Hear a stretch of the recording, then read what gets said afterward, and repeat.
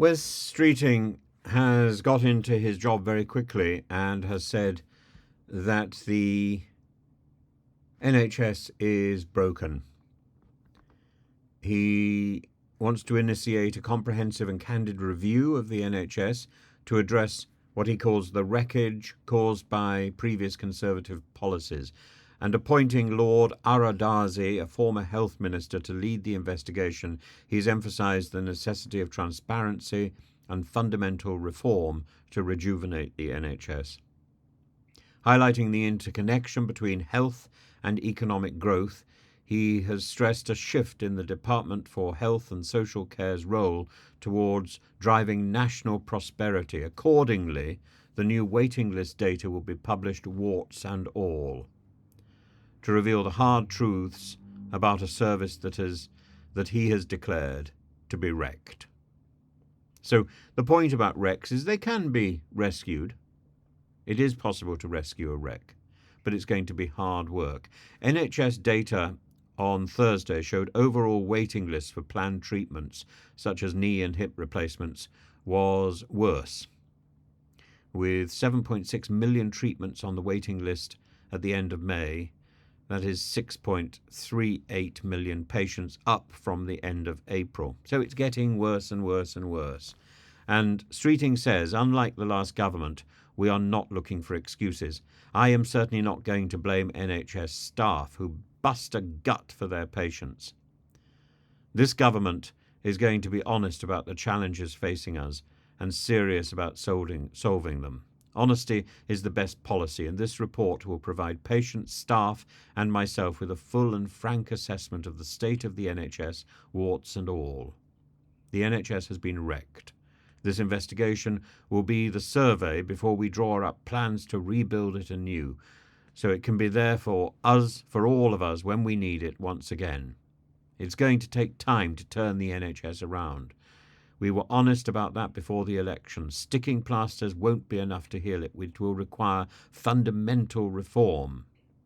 I absolutely agree, but fundamental reform means cutting the useless bureaucracy and streamlining what is left so that patients and staff can be certain that what is done is accurately recorded and unchanged in the bureaucratic process. Unchanged. It is the same text whether you are getting the information from your GP or getting it from the hospitals. The same information across the system.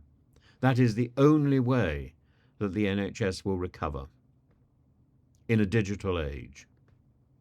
And the investigation aims to provide an unvarnished assessment of the NHS's current state and devise a robust plan for its overhaul. It will cost money, it will cost time, and I think it will cost a plan to streamline and improve the bureaucracy. I know I keep going on and on about NHS bureaucracy, but I have seen it at first hand. I've experienced it at first hand as a patient, but I've also talked at great length to senior medical professionals who have complained about chaos in our NHS, and they have been silenced and treated as if they've got scurvy or the plague. In many cases, they've lost their jobs simply because they've called out error.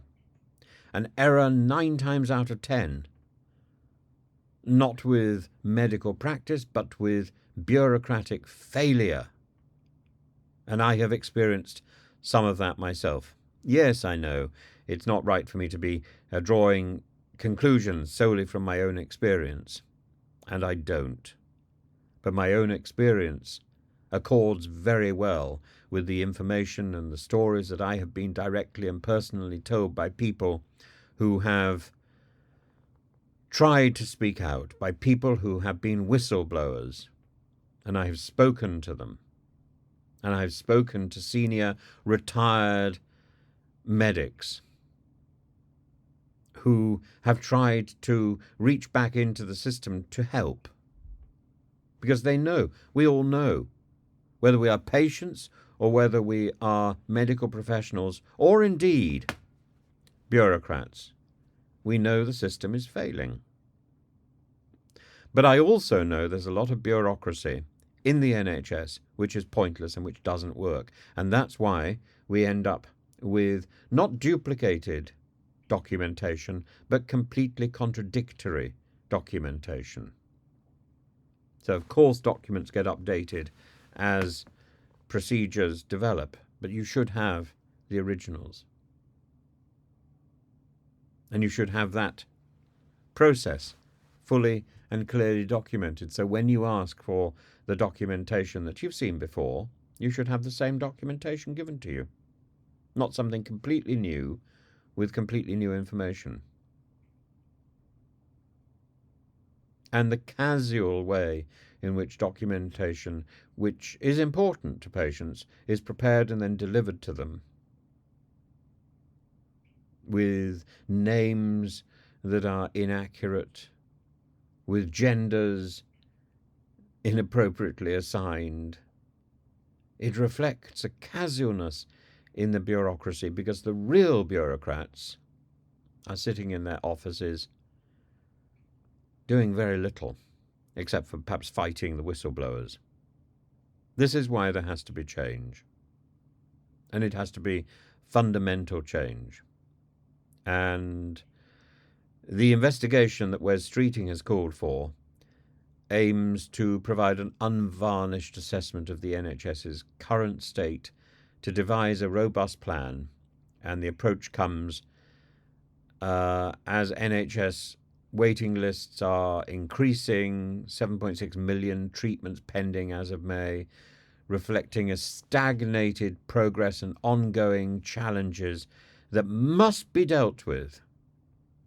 Streeting's commitment to confronting these issues head-on marks a significant policy shift, rather than ghosting the junior doctors and ghosting the problem. He is advocating for long-term solutions rather than temporary fixes and bullying.